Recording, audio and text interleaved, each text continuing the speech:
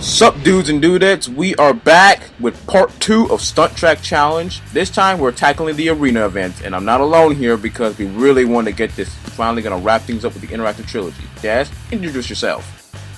I'm back again. I'm Trilogy, third video skate. Yay, 1 3 videos more like get ready for some cringe inducing because trust me when I say this, the racing portion was fine, but get ready for the bullshitty part of this game, the arenas themselves. Is it really that bad?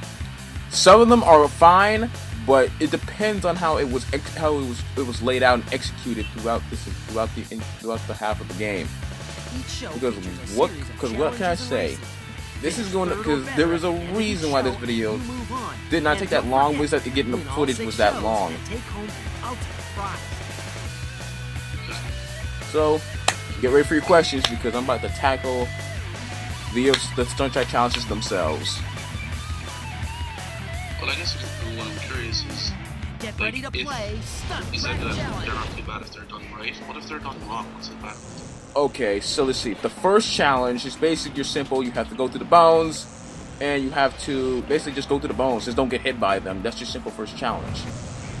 But you know what sucks about the challenges themselves? That you have been assigned a specific vehicle. You can't switch vehicles in the challenge mode. That sucked. I always thought that was part of the challenge. Yeah. Oh yeah. The slingshot here, guess what? Not playable in racer modes. The 6 vehicles that are in the challenge mode cannot be played in racer mode. That sucked. Yeah, that does suck. I'm like, wait, they got Chris Slingshot in here. Why can't I drive in race mode? These cars look good. The new vehicle that was entered in was the 16 Angels one.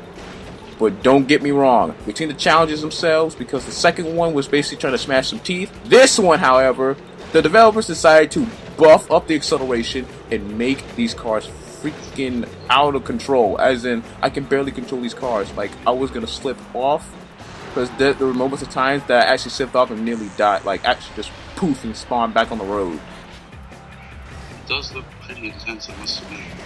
Like, you have to be super precise with this because later in the new themes like Zero Gravity Zone, Tiki Island, and all that, the challenges just get insane.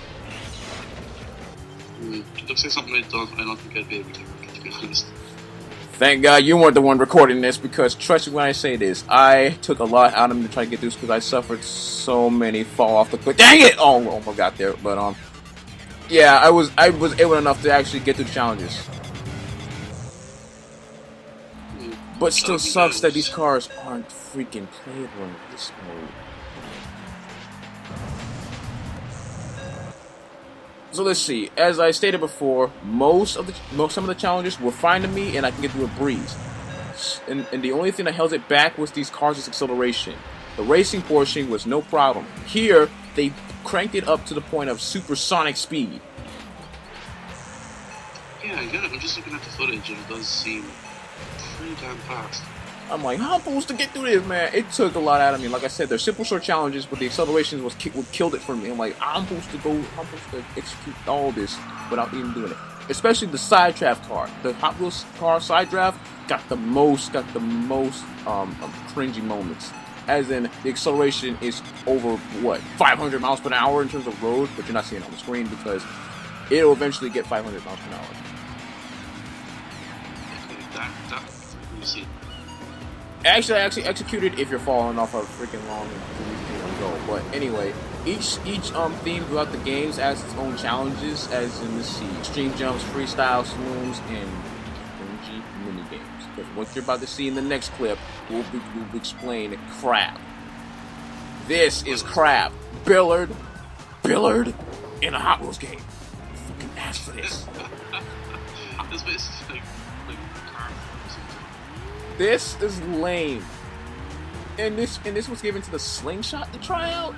No, I refuse. I can't believe it. I even passed this mission. Oh look, we're back on the freaking high-speed antics. This time, no barriers. I have to freaking be super cautious. Once again, these challenges can be from simple to fucking cringeworthy. I can't stand it. The acceleration killed it for me because how I'm supposed to get through the challenges without ease because I almost fall off at certain points. I think I would, to be perfectly honest. I'm not a very precise person. It's just me. Yeah, But to a game that's run around Hot Wheels cars, the speed tells you, yep, you better go through it like a freaking champ, otherwise you're dead. Oh yeah, there's checkpoints in this, so basically you are timed. I'm not kidding. There are certain points where I realize, oh crap, I'm not gonna make it. And like, is the time limits, are they like strict on the time limits? Like you have to actually keep time of it, because otherwise if you reach the 10-second mark, you are doomed. You better get moving or find the next checkpoint, because some challenges don't have checkpoints, but most of them do. If I can give any praise for it, was basically the fact that the stunts are actually good, man. Like I said, they were executed here, and this was another port for Velocity X. The stunts, they expand upon it, and it made it much better here. But in terms of which challenge is laid out, yeah, but sucks, man, because the R2, Slingshot, 16 Angels, Side Draft, 40 something, and I believe I think the cars were the only ones exclusive to race this mode, so which means they're not playable in race mode. So, and what sucks is not even the race cars can actually get in this one. Now here's what you call, as in look at the acceleration. It's freaking fast. As in it's fine in these sections, but when it comes to actually getting to certain parts, I'm like, oh crap, I can't do this. I just feel like they should have focused more on the racing portion. Like, World Race worked fine, but here, I just couldn't do it, man. I had to pull through to get all this footage. I'm like, okay, let's do this. No matter if I die or not, I'm getting through this. Well, you're a trooper. Obviously better than me, because I have to stuck through this. I just hope the Zero Gravity Zone, actually the Zero Gravity Zone was I thought the Zero Gravity Zone would have been much simpler on my end, but the fact is it's around space. But no, more weird stuff, man. I had to freaking pull out, man. I had to just no. I just DR2, you were my favorite cars. Why could be in that challenge mode? And I'm sucks that the 16 Angels suffered the same fate. Look at that. Look at the miles per hour. That is crazy.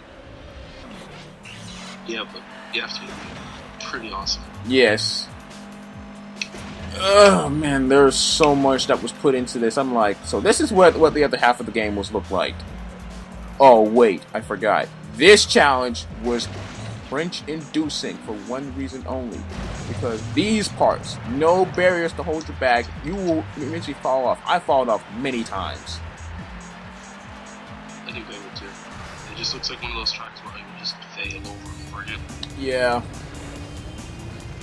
But now it's time for the final part. Let's see, between all 6 themes, it has a variety of challenges from freestyles, ramps, and even cringy goddamn gimmicks that felt like doesn't fit in the Hot Wheels game. Like what? Like the billiard puzzles, the high-speed antics, like the side drive was the car that suffered from acceleration syndrome, as in acceleration does not fit in certain challenges. Certain challenges should not have this kind of acceleration boost. But some challenges does work, like these challenges. They work because I can actually not only flip but land safely and keep going. Yeah, I can't see what you get now. Yep, but still, man. Because when I said in part 1 that some of the vehicles that should have returned did not make it, I'm like, okay, so they decided to add in some vehicles but took out most of the vehicles from. I like to see the Grease Lightning, the Maelstrom, and all those other cars that did not make it to this game. I'm like, they should have extended it. Then again, they might have had to cut them off because of some kind of problem or restraints or something. Or cutting restraints. But anyway, let's wrap up this interactive trilogy. God dang it, I am still not used to this. But anyway, let's see how it worked. Velocity X had the potential, but just felt short on many areas, and the fact that they shouldn't have a free roaming, the story sucked, and everything. What you're seeing here is footage from the last reviews that I decided to bring back, because let's just wrap up this interactive trilogy. I kinda liked Velocity X. Like, I didn't like free roam, but the story is good. Without the still portrait cutscenes. Yeah, those could have been left out. Yeah, but the weapons do alright. Because they look fine. Like I said, the cars and the weapons and the music work better, but it's just that the story just would have been better. But I wish that for Stunt Track Challenge they brought back the Crazy Eights, they brought back the cars from both Velocity X and World Race that did not make it into the game. They wish they brought it back, but I felt like there were some difficulties they had to go through to the cars in the game. I would like to see the Jet Jet 3 in the new game. But as for World Race is worth your time because this is what you call a Hot Wheels game done right. I don't care what the critics say. This is what you call a Hot Wheels game that was based off a movie worth my time. It does look rather good, I have to say. I never played it. It does look really, really good.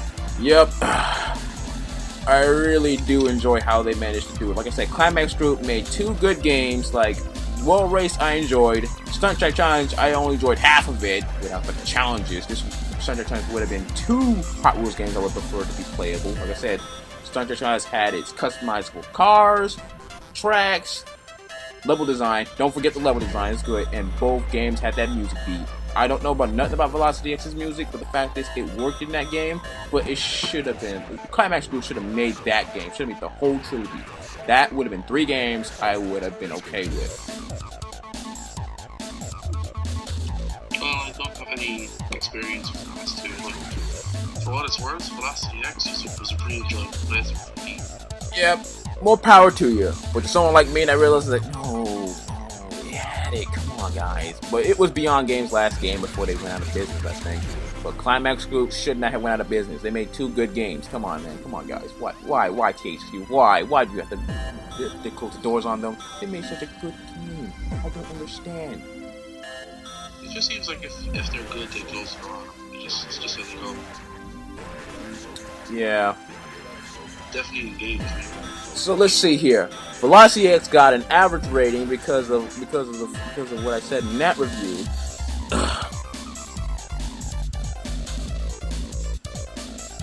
And that's all there to it. Like I said, Velocity X was an average game.